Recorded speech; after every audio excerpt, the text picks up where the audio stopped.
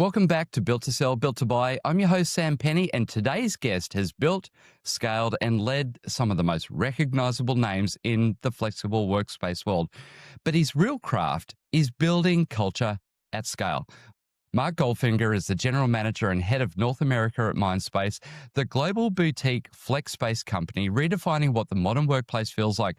But before Mindspace, Mark spent years at WeWork during its meteoric rise, opening markets across Europe, Asia, and the US, leading international teams, and learning firsthand what happens when a business grows too fast, too soon.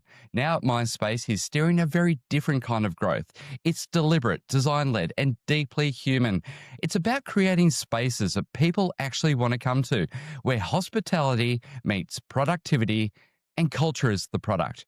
If you're a founder trying to scale without losing your soul, or a leader who wants to build teams that run with accountability and purpose, this conversation will light up your thinking. So let's dive in. Mark, welcome to the show. Hey, Sam. Great to be here. Thank you so much for having me. And what an introduction. It's going to be hard to follow all of that. I appreciate that. Well, I think you're going to be okay on this one. Mark, you've really built a career around creating spaces where people and ideas thrive. But your own journey, it's cross continents and industry. So I want to start there. Where did your fascination for business and culture building begin?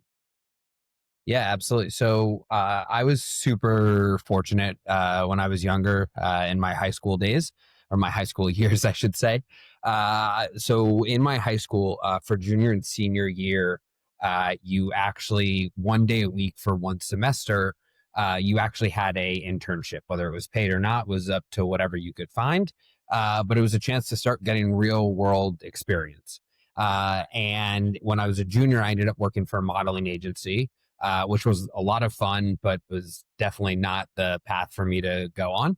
And then when I was a senior in high school, I ended up getting an opportunity to work for one of the largest private out-of-home advertising agencies in the country. And it was there when I was 17 years old where I really got to understand how sales worked and what it meant to be solution sales, and to really try and understand what someone's problem is, and how what you have can sort that problem for them. And the way in which I learned this, and the way in which I saw the account executives go around in the suit and tie, and the, very expensive dinners, and the entertaining of clients, it just got me really excited. And as a 17-year-old, all of these account executives really took me under their wing and allowed me to shadow, because they saw that I wanted to put in the time and effort. It didn't matter that I was only in office one day a week. I was actually coming in the other days after my classes were done and after I finished my homework. Even if I was only working 2 or 3 hours a day, I still wanted to be part of whatever they were building. And I ended up working for this ad agency for pretty much my entirety through college. When I would come home on Christmas break while I was away, I would work for a couple of weeks for them. And then I ended up graduating college from the City University of New York, Hunter College, and I lived at home. So I ended up getting to work there while I was in college as well, which was a really great experience for me. I really was able to step up the roles and responsibilities. And because they had known me for so long, they entrusted me with a lot more. I then graduating college, I knew that I wanted to get international work experience. I knew I wanted to go get my MBA. And I had an opportunity to move to London, where I got my MBA from St. Mary's. I worked full-time for Deutsche Bank while taking classes at night and on the weekends. And then after the year was up, I spent 4 months in Thailand writing my thesis on white-collar crime. It was really kind of like all over the place. At one point, I thought I would want to go be a lawyer, but I ended up, moving back to New York after grad school. And, I took whatever job I could get. You're out of grad school, you need a job quickly if you want to pay rent. And I ended up working for another ad agency. And this is where I saw that culture was just different. It was different than whatever I had experienced in the past. It wasn't something that I truly love being a part of, to be really honest. Everyone kind of came in, did their work, and went home. And I realized that something was missing. And I had one of my best friends, my oldest friend actually, had, about 15 months prior to me joining this ad agency, had actually joined a super small co-working company, in 2014 known as WeWork. In May of 2015, they opened up roles for an expansion lead, which meant you lived basically on an airplane and you traveled every 3 months and lived in a hotel or on the airplane. And you helped open up new markets from a sales community and marketing perspective. I went in for a tour. Everyone was young and looked very trendy. I definitely did not belong, but I was like, there's something here. This seems really, really cool. And before you know it, I was fortunate enough to get the job, and that was in May of 2015. I ended up helping open up our London market. I then moved to Austin, Texas to work on the expansion. I moved to Denver, Colorado to help open up the market there. And then, I had been on the road for a year. I had a girlfriend at the time. She was back in New York. She definitely wasn't happy that I was traveling. So I moved back to New York and I told the company that I wanted to stay with WeWork, but I couldn't travel anymore. And they were like, okay, fine. I ended up taking a role in marketing. I think I had that role for less than 48 hours before one of the executives called me into the office and said I needed to move to London for 90 to 120 days to be our first sales director. I thought about it. I looked at him and I said, I'm not going temporarily. If you want me to go there, you're going to move me out there full time. I ended up moving out to London. I lived there for about 5 years. I helped grow the sales team. I helped grow our community from 5 buildings to 20 plus buildings. And then as my boss continued to grow his career and take on more and more international markets, any market that he took on where he needed help from a sales perspective, he threw me in there. And I think, in 2018, one of my favorite stats is I spent about 320 days on the road. I had an apartment or a flat in London that I spent less than 10 nights in. Wow. And everything else was on the road. I was able to live in Southeast Asia, in Singapore. And, I spent 6.5 months as the head of sales in China. And I really, one of the things I loved was helping bring that WeWork culture from the US into all of these different markets while also making sure that we maintain the localization of the region's culture as well, which ended up being a lot of fun. It must have been so amazing, Mark, to be in WeWork at such an early stage of its evolution. You're one of the first 300 employees in WeWork, growing into something that became such a massive phenomenon. Uh, Yeah. you you would have seen so many struggles through the growth of WeWork. What were some of the biggest growth struggles that it faced? I I think from for the point of this podcast, or for this conversation, I would say, I think the biggest struggle was finding a way to ensure that the people that we were hiring were just as engaged as we were, and we're still able to figure out some sort of work life balance where they didn't burn out too quickly and they really wanted to give everything they had to help grow the company.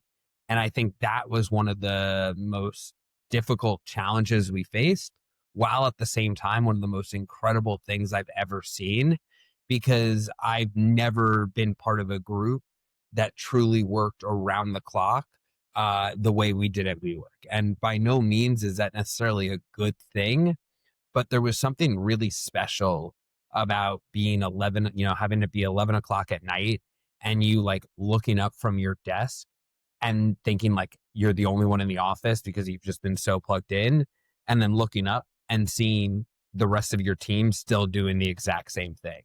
Like having everyone fully engaged, trying to build something massive was a challenge, but also really cool at the same time.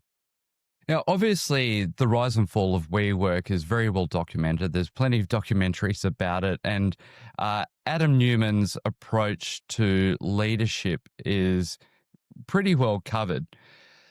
But one of the things that always struck me about Adam Newman and WeWork was it was very much built around the culture. Explain the culture of WeWork. It's a loaded question. Um, uh, the culture was one in which it was like It was truly the definition of work hard and party hard. Everyone who was there for an extended period of time lived and breathed WeWork, the mission, and what we were, what we sought out to do, which was to become, the largest global community and workplace solution for every founder, large enterprise company alike. And to be there and to make it there and to continue growing your career and have a career trajectory, uh, you had to be living and breathing WeWork. And for a lot of people, it wasn't healthy. It wasn't good because it took over your entire life. But for those who wanted to really try and put all of it in and were young and hungry, it ended up being a really exciting opportunity. And that kind of culture, then, Mark, it really becomes part of your employment strategy, your HR strategy, doesn't it? Where, you know, that kind of culture doesn't attract everybody. But if you're not part of that culture, if that's not for you, then WeWork isn't going to be for you. So then you must have seen so many times throughout your career where the culture becomes the hiring and the firing process. Yeah, absolutely. And it was, we put a ton of emphasis on culture when we hired. And I think it was also really important uh, that we looked to not only see someone's skill set, but how they were going to be in the trenches with us.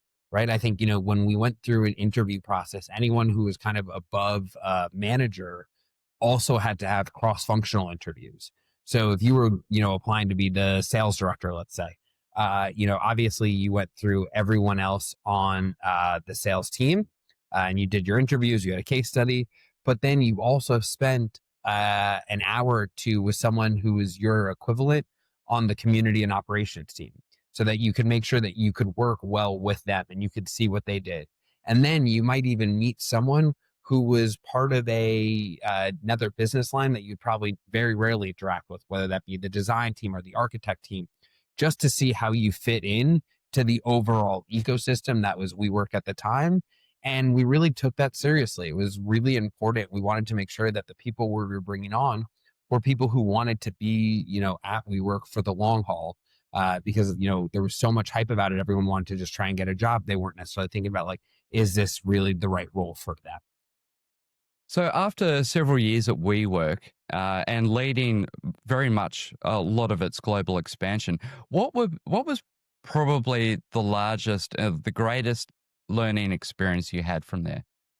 I think from an international expansion perspective, the greatest learning I had was definitely that just because something works in one market doesn't mean it's going to work in every other market. And seeing this, taking the WeWork culture and the attitude and this kind of like nonstop hustle and taking it from New York to the UK into Germany was all fairly similar, right? But then you get out to Southeast Asia and it's a very different culture out there. And, each country within Southeast Asia, whether I was in Thailand, whether we were in Vietnam, like whether we were Kuala Lumpur, it all really changed. And we had to make sure that, like, we were able to relate, or I was able to relate to the individuals on the ground. I ended up being, as I had mentioned, our head of sales for Greater China. And I spent 6.5 months living in Shanghai. And I came in because we needed to hustle. We needed to turn on our sales machine super quickly. We were really behind on our goals. And I came in with this kind of like New York American, like, let's do this rah rah attitude. And in reality, that wasn't the right approach. It wasn't received very well. And I had to quickly understand that, backtrack, completely try and readjust my strategy to help motivate and coach the young individual account executives who were on the ground in Shanghai or in Beijing, while also being mindful that we had a job to do. I couldn't go back to my bosses and be like, oh, it's going to take me 2 months to, interact with the local team and get them to trust me. I needed to build that trust within days. So it was really important that I assimilated really well into their culture so that they could see that I was trying to get along and be with them while I also needed to get something out of them. Sounds like an absolutely amazing learning experience, that those years that you spent at WeWork. it was unbelievable. I still, to this day, I left WeWork 2020, so it's almost going on almost 6 years now. Um, I still think about it all the time. I obviously being in the co-working and ecosystem, it's definitely in my blood. Um, Part of me laughs because it's hard to imagine that I was doing, or that we, excuse me, that we were doing everything we were doing, and we were all so young while we were doing it. And you'll tell stories and it almost sounds like you're making up the story, but in reality it was actually what was happening. And then on the other side of the coin, I'm so grateful and fortunate, not only that I was given the opportunity, but that WeWork didn't see age, right? It was like they brought on young people who, were hungry and wanted a lot of responsibility, and they continued to give it to you until you showed, if that you couldn't handle it anymore. And I was able to learn so much, not only about how to grow a business and how to scale, but also about myself. And that's turned me into the person I am today. And I'm super excited about that. Absolutely brilliant. Now let's shift to Mindspace. Explain to Yeah. the listeners what Mindspace is. Yeah, so Mindspace is a boutique, flexible office provider. It's a competitor in a lot of ways to a WeWork or Industrious. Um, and we started about 12 years ago, based out of Israel and Tel Aviv. We have 50 locations around the globe, roughly 2 million square feet. In 2018, we opened up our first US location in San Francisco. In 2019, and right before COVID in 2020, we opened up our second and third location, which was DC and Philadelphia. And then in 2024, we doubled in size and we opened up two locations in Miami and then one location in Williamsburg. So we have six locations now, about 300,000 square feet in the US, and actively growing. And we're a place for founders, entrepreneurs, Fortune 500 publicly traded companies to come and work out of our space. So, what attracted you to Mindspace then? So I was in between WeWork and Mindspace. I was working for an e-commerce company where we acquired e-commerce brands or Amazons that were sold on Amazon. We provided exit strategies to those founders, and then we continued to scale them on and off Amazon 20, 30% year over year. Think about like a micro version of Unilever or P&G. It was a lot of fun. I was number four, or I was the fourth or fifth employee. We grew to about 200 employees, 175 million in revenue, and it was a blast. It was again hyper growth, but we got to a point where the strategy was changing for the better of the business. But I also realized that I really missed working with physical products and being part of large teams. So someone from Mindspace had reached out. They were looking for a new general manager to kind of help bring Mindspace to the next level in the US. And I didn't think I really wanted to go back into co-working. I was like, I did it for 6 years. I lived and breathed it. If I went back, how do I not go back to WeWork? But every interview I had with Mindspace, I got more and more excited. I fell more and more in love with the management team and the mission and the way in which the executive level thinks and operates. Where I was like, wait, I could take everything that I've learned from WeWork, help bring it into Mindspace, take the Mindspace DNA that they've already like instilled in the business and in the brand, and see how we pair the two together to really help scale and grow the US. And I realized that there was a huge untapped potential for Mindspace in the US, given that we only had six locations here. And the fact that the executive team wanted to see the US grow really opened up the door for me to be like, I could step into this position and the opportunity is really up to me. And I think anytime I've ever looked to take on a new role or a new challenge, I've always wanted to know that it's like up to me to either do it or to fail. And obviously, I'm always hoping to succeed. There are hiccups along the way, of course, but I was like, this is going to be a great opportunity. And like I said, I think after about 8 or 9 interviews, with including a day trip down to Miami to meet our CEO who was in town for 2 days. I ended up getting offered the job and I accepted it. And I haven't looked back since. I've been here for 18 months and it's been an unbelievable ride so far. Absolutely brilliant. Now, the foundation of a great business is its mission and its core values. Were they big attractors to what led you to Mindspace? They were. So it wasn't only just the mission that really brought me to Mindspace of like, how do we become this like true boutique hospitality, white glove, high end flexible office space provider, but it was really the way in which Dan and Yotam, our co CEOs, it's the way in which they think about growth and expansion. And their method, it's not rocket science, but it's very much like, let's build a foundation and then let's scale a little bit. Let's check in once we've scaled. Let's adjust the foundation. Let's level it back up. And then let's scale again.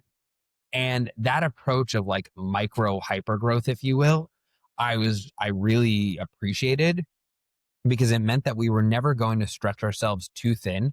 We weren't going to put ourselves in a position where we wouldn't be able to force correct, but we were still going to always continue to challenge ourselves to grow and be better and to continue leveling up the product that we provide to our members day in and day out. So it feels like each chapter, Mark, it's not about scaling or operations, but a lot more about culture. And I want to dig a little deeper on that. From WeWork, real startup hyper growth, and now Mindspace with a very deliberate expansion. You've lived through a lot of these highs and lows of scaling. What have you learned about scaling, but at the same time, without losing culture? I think it's the way in which we're scaling our real estate is the exact same way we need to scale our teams as well, right? It's it starts at the top. You need to be fully invested as a leader. You need to really set the trend, excuse me. It needs to be a practice what you preach mentality. And then as you continue to level that into the team, hire for your roles, prepare to scale, before you're ready to take that next step, check in with the team, make sure the culture's on point, make sure the people that you're surrounding yourself with are people that want to be in the trenches with you, that are going to challenge you and they're going to challenge the business to grow in the right way. Scale, pause, check back in with that team, check back in with yourself. Make sure that this is still where you need to be and that you're focusing on the right issues at the time, and then once you're good and you've done that check in, figure out how you then scale again. And I think that is something that we are actively working on at Mindspace. I know I'm actively doing it with the US team. I'm actually bringing all of my direct reports to Miami tomorrow for us to do a leadership offsite, for us to really work on ownership accountability and to check in with ourselves on how we communicate with each other. Because I know that as we go into 2026, it's going to be a year of knock on wood, some big growth opportunities. And I want to make sure our foundation is actually set at the right level and people understand what the expectations are and are excited about them. So taking then the values and the mission and obviously this hypergrowth of Mindspace, when you evaluate a new market or a new city, are there signals that really say, yeah, this is the right place to grow? Absolutely. I think one, I'm always looking from a commercial real estate perspective at the overall market vacancy. I'm looking at what the back to work trends are. We're looking at the types of companies, the neighborhoods, where people want to be, and going from there. Like those are kind of the first signals that I'm really looking for. And then I'm also thinking about like, is this a market where I'm only going to have one location, or is this a market where I can build up a little pod of locations? And if it's the latter, then it's definitely something I want to continue to invest in. So you've spoken already quite a bit about hospitality, community, accountability. I want to shift into now the human side of leadership. Yeah. You've said before that leadership isn't about authority, it's about accountability. So how do you bring that philosophy into a global organization like Mindspace? Again, I think it starts with yourself. I think it's making sure that the team understands that anything that you are asking them or driving them to do is something that you would do alongside of them, right? And it could be something as simple as helping set up for an event late night and moving tables because you see the community associate is doing it and knowing that, you're no better than that person, you're here to help out and you want to scale the business, to also owning up when you make a mistake and calling that out in front of the team. I've pushed our team really hard over the last, 18 months, and they've done an incredible job. But we've also made mistakes. And I am always the first person to call out if, where that mistake came from. And if it was on me, I always raise my hand, right? I think being accountable and holding each other accountable is what's going to allow you to have a very successful team, which ultimately then allows you to scale. But you got to start from within. I want to talk a little bit about you for a moment, Mark. Have you got a personal leadership mantra and, really how has it evolved over time? So I do. And it's different than my life mantra, which we could talk about as well. But when I first moved into a sales director role back in 2016, I sat down with someone who was a boss then, but has now become a very good friend and mentor. And he said, look, there's one thing I've learned as I've grown my business. It's when the team succeeds, the team succeeds. When the team fails, you failed. And this is something that I've lived and breathed by since that happened. And it's actually something I talk with my current boss about now quite often because the work that has been done over the last 18 months at Mindspace in the US has been all the team. I get to sit at my desk. I get to be quarterback. I get to, call the plays and push them, but they're the ones on the ground hustling. They're the ones on the ground closing the deals and making everything happen. And it's my responsibility to not only provide air cover from HQ so that they can make that happen, but to ensure that when they are being set up for success and when they are succeeding, HQ is aware of their success. I don't need HQ to be aware of my success. That will come as the market continues to grow.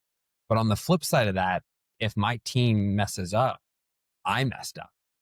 When HQ says whose fault was it? It's my fault, right? I allowed something negative to happen on the ground and the buck stops with me. And I think, and I hope my team really sees that and it gives them the confidence to go and try new things because they know they have the support of their leader. So then how does your leadership mantra interact with your personal mantra? So my personal mantra I get from my father, who unfortunately passed away back in 2018. But his mantra was, "Life is not a dress rehearsal. Uh, we need to live each day to its fullest," and I think that encourages me. That makes me want to wake up every morning and be a better person in every aspect of my life. And that translates into work because right now I definitely, my wife would joke, but seriously say I'm a workaholic. And I want to make sure that my team knows that I'm doing everything I can so that they can be set up for success. Is there something that your team finds in your leadership style a little bit unusual, but really effective? I think so. I think we would have to ask them and hope they give us an honest answer, which is always a tough one. But I think so. I think they look. We've done some incredible work over the last 18 months. I keep saying this, and I can't stress it enough. When I joined Mindspace, US was at 60% occupancy. We're over 85% occupancy now across the US. We were bleeding money at the asset level. We are now profitable at the asset and at the US corporate level, which I'm super proud of. And that's a big challenge for any operator co-working space currently that's working through the business. So the team has really done a lot. And I think they've really stepped up their game. And I hope it's because of the way I motivate and push and encourage and challenge them. And I definitely, it's different than what my predecessor was doing. And I'm not saying there's a right way and a wrong way by any means, but we all have different styles. And I think the team hopefully is receptive to that. They're all still here, thankfully. And they're excited about what I think 2026 and 2027 holds for us. So obviously, the flex workspace took a massive hit during the COVID era. Now that we've moved out of that, what do you find the hardest part about leadership that really no one warned you about? As you become more and more senior, or as you become more and more of a leader with larger teams, you really shift where you spend your time from the like day to day or even like the week over week, month over month strategic tactics and really focus a ton on people. Somehow people always take up the majority of my day. Someone's unhappy about what someone said. Someone didn't get the bonus they wanted. Someone wants a pay raise, or someone found out that their friend got a title change and they want a title change. And navigating that and finding ways to keep people motivated and do their job during the during a situation where they're not at their most excitingness or they're not at their best is really, really challenging. And people think that in order to grow their career they have to become a manager and they have to become a director and so on. But in reality, if you don't enjoy working with people in terms of like solving problems and really trying to be a true genuine people person, you quickly realize that leadership isn't for you. And it's good to know that, and to also know for those listening that it's not for everyone. And people can still very much be very successful and grow their careers as individual contributors or just manage very small teams where you can focus on the tactics and the more day to day strategy. And I think that's something that like no one really warned me about. I think when I was a younger manager, I was always really excited to be like, I have 10 direct reports, or I have 20 direct reports, or I have this large of a team. Now I'm like, how do I get rid of my direct reports? How do I only have 4 direct reports? Let them work on other things so I can help drive the business forward. It's really this like paradigm shift that even if I warn my younger self about it, I don't know that I would listen. It would have to be something to live and see. So this focus that you have, Mark, on people, it really does naturally flow into mind space, but also how it differentiates itself. It's not just through design, but it's through experience. Now, Mindspace calls itself a boutique flex-based company, but it really does feel like something bigger. It feels like a movement towards human-centric work. How do you define Mindspace's philosophy in just a few words? Think or it's true white glove hospitality experience for our members, right? I think if we are able to deliver a best in class service to our members, they are going to want to continue growing their business out of our Mindspace location. And they're going to want to tell their friends, and then their friends are going to bring their companies in, and we're going to continue to grow that way. We talk about how important culture is when you're hiring. It starts with our community associates. Our community associates need to be on from the moment they sit at the desk to the moment they leave. They know our members by name. They know what they're working on, what challenges they have. They know how to introduce one member to another member to help solve another problem. They know about, if our member has a birthday, tomorrow, hey, what are you doing for your birthday, Sam? And that goes back to not only culture, but to that white glove service, that experience, that hospitality. You think about when you walk into, the best hotel experience you've ever had, right? Or the best restaurant experience, not necessarily the food, but the best experience you've ever had. What made that experience so incredible? And it was the way in which you were treated. And if we could translate that to someone coming into their office Monday through Friday or Saturday or Sunday at any hour of the day, they're going to want to be in this space. They're going to be engaged. They're going to be encouraged. They're going to be excited to come into their office and do their best work because they want to scale here. And I think if our members, walk out of the door every night and they say, hey, have a good night, Sam. See you in the morning. You just feel a little bit better about yourself. So then what makes it different from the WeWork model that you help build? I think I don't want to say in reality, but I think for Mindspace, we because we are still a small operation, not from a scalability size or not from a commercial real estate standpoint, but from a team size, right? We only have 200 full-time employees across the globe. We're able to get things done much quicker with more of the member focus at mind. So if we're talking to a member who needs to customize their office, the site manager, the sales executive can get me on the phone very quickly. I could get our CEO on the phone very quickly to make something happen. You don't need to go through all of this, bureaucratic hierarchy to try and make a deal happen. And I think that really helps separate us. In addition to the experience that our members feel and the hospitality we provide to them on a day in and day out basis. So then the hospitality and community, it's really central to the brand. How do you 100%. operationalize that? How do you operationalize that across different cities then? Making sure you're hiring correctly. I think, that's a big thing. And then the training and the onboarding, right? When we train and we hire for a brand new market, we have that team come and learn and onboard in an existing market where we have a really strong team. If I were to go open up a new city for us, I would have that team train either in any one of my 6 markets right now, because they could see how strong a team is, what the culture is, how we provide this, first class white glove service to our members. And they would then know what to bring back to them to said new city. And I think this is really important. I think the leaders that we would put in charge of said new market would be someone who's very experienced, has been with Mindspace for a while, and understands what really helps differentiate us.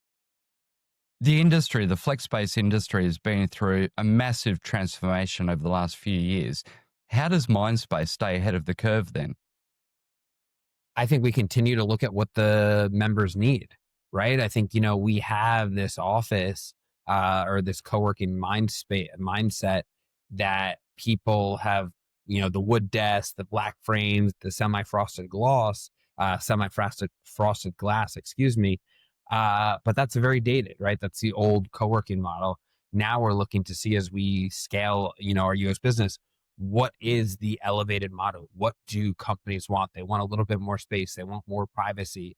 They want sheetrock, as you see behind me, versus all glass everywhere, so it's not a fishbowl. And I think making improvements like that, offering sit stand desks if they want, being able to really help customize their office for when they move in, allows us to stay ahead of that curve. So let's talk then about what it really means to make a business like Mindspace something that is built to last. Many of our listeners, they're thinking about how they can build a business to scale, but also making it sellable and one that runs without them. So, what's one lesson, do you think, from your own journey about building something with enterprise value that is really well beyond the founder? Everyone is scared to build a team where they will feel like you are no longer needed. And I think this should be the goal.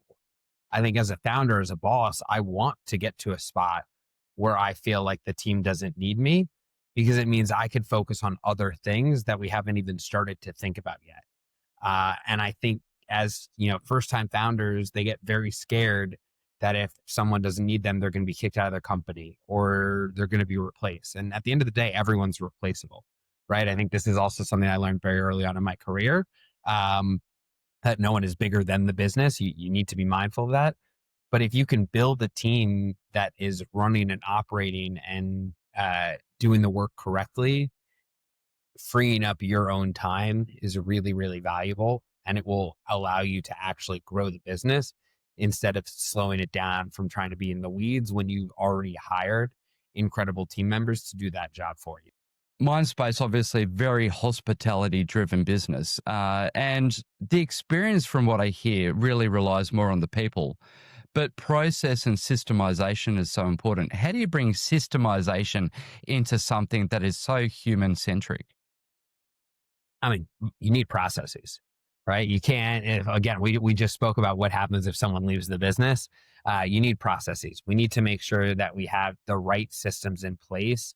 And this is actually, one of the coolest things about the last couple of years was how we've started to incorporate AI into our business, how it helps with our member movement processes, how we make sure that we are delivering the needs, when a member submits a ticket, how we're doing our outreach, what kind of events we're hosting, what kind of businesses we're bringing into the space for networking events and different lectures. But at the end of the day, your processes are everything, right? We talked when we first started talking, Sam, we really talked about like, how do you build that right foundation before you start to scale? That foundation, yes, is made up a lot of people and culture, because they need to be right in the trenches with you. But if you don't have the right processes to scale on top of, you're going to keep building and eventually everything is going to collapse. So I think for us, it's that those processes, and whether it's in Google Sheet and then finding out a way to bring it to Salesforce, and then making sure that we're putting it into our BI and our dashboards correctly. Everything like that, I think is super important. So you've seen businesses, obviously, that have scaled too fast and others that have scaled really smart. What do you see as the biggest difference between those two? It's the check-in process, right? If you just try and scale 112% and you don't look back, you're going to run into many, many issues as we've seen.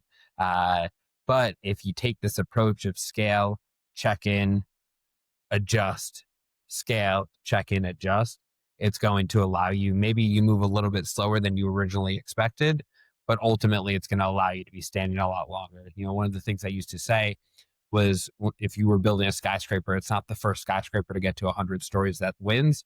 It's the skyscraper that's still standing 100 years later. And I think that process is in that mentality is really, really valuable. I love that analogy. Now, if a founder listening, they want to mind space their business, they want to build something that's elegant, it's human, it's still scalable. Where do you reckon a founder should start? Come and tour a Mindspace. Come see what we're Of doing. course. Come work out in the space. I like the verb there though. If they want to mind space their business, um, they need to be genuine. They need to be fully invested in what they want to build and scale and grow. And they need to make sure that they hire the right people who are going to push them to put a little bit more extra into the business, to do a little bit more, and to continue to scale. I think people often are scared when they're hiring to hire people that are smarter than them. And I think I always try and hire people who are smarter than me and who are going to bring something different to the table, because as a team, it's going to allow us to get that much better. Obviously, you mentioned AI earlier, and we're going through such a technological revolution. How do you see the hybrid work trend really starting to affect things like flex spaces? I think it's helping us drastically. The hybrid work trend is phenomenal, right? I think it's allowing executives and heads of real estate and CFOs to realize that they don't need to have 50 to 100,000 square feet of commercial real estate sitting on their P&L, because not their entire team isn't coming into their office Monday through Friday, 9 to 5. And with the flex space, we're able to create solutions for these large enterprise companies where they could bring teams in on different days. They don't need all 50,000 or 100,000 square feet. They can do it with 5,000 square feet or 3,000 square feet, because we have common area. We have meeting rooms that they, don't necessarily need to have dedicated all the time. And we could be a huge cost savings to these large corporations. I think the trend as we move forward. One of the North Stars for us is at Mindspace in the U.S. for 2026 is to continue to increase profitability, and that starts with really looking at all of your overhead and all of your costs and seeing where can we make cuts without impacting the member experience or the employee experience in a negative way. And I think these corporate heads of real estate, CFOs, are doing the exact same thing as they continue to look at their business, and bringing those companies into a space like Mindspace allows them to achieve that.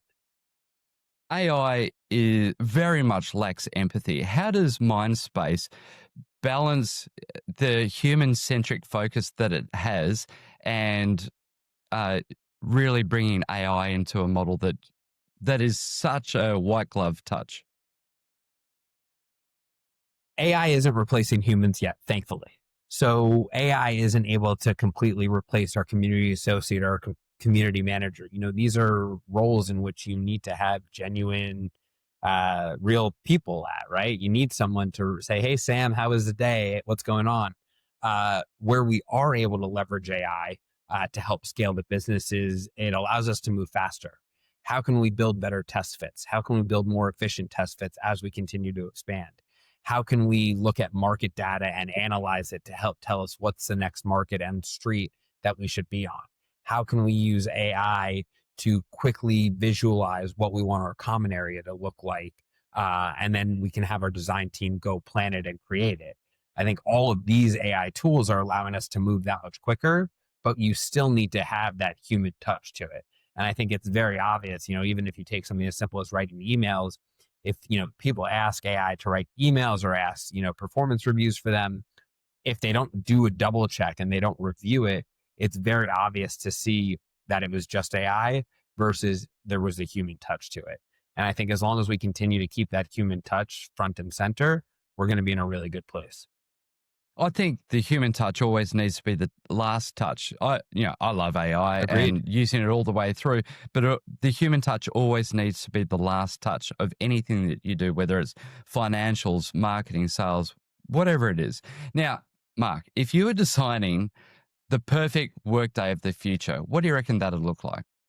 Great question. I think it's coming in. It's walking into your office in an environment, in an area that you are inspired, engaged, and excited to be in.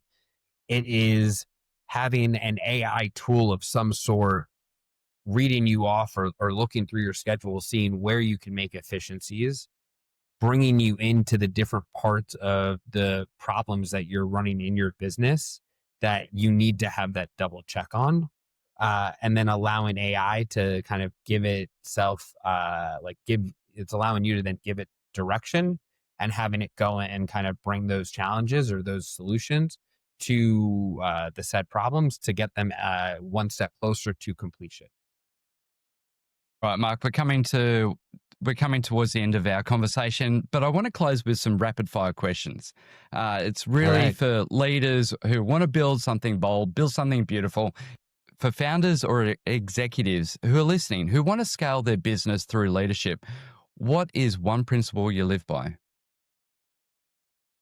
Always hire smarter people. All right, what's the best piece of advice you ever received from a mentor? It's my leadership philosophy, right? When the team does well, they did well. When the team fails, you failed. All right, and what is one book? I know you're an avid reader. What's one book, practice, or a mindset that's really shaped your approach to leadership? Extreme ownership. Extreme ownership. Explain that more. Yeah. It's a book written by 3 Navy SEALs that really talk about true accountability and how at the end of the day, the buck stops with them. And I think this has been a really fascinating book to read so far. Absolutely. I'm going to have to get my hands on that. That sounds fascinating. Mark, this has been absolutely fantastic. You've given us such a grounded look at what it takes to scale culture, not just companies, and the balance between growth, accountability, and genuine human connection. Now, before we wrap, I want to hand over to you. Where can people connect with you, follow your work, or even find out what's happening at Mindspace? Yeah, of course. And first and foremost, Sam, thank you so much for having me. I really appreciate it. And this conversation was a lot of fun. Please, obviously, everyone should connect with me on LinkedIn at Mark B. Goldfinger. If people want to learn more about Mindspace or see if there's a Mindspace in their location or city, please go to mindspace.me. And for anyone that has interest in either joining our team or working out of the space, my email address is mark.g@mindspace.me.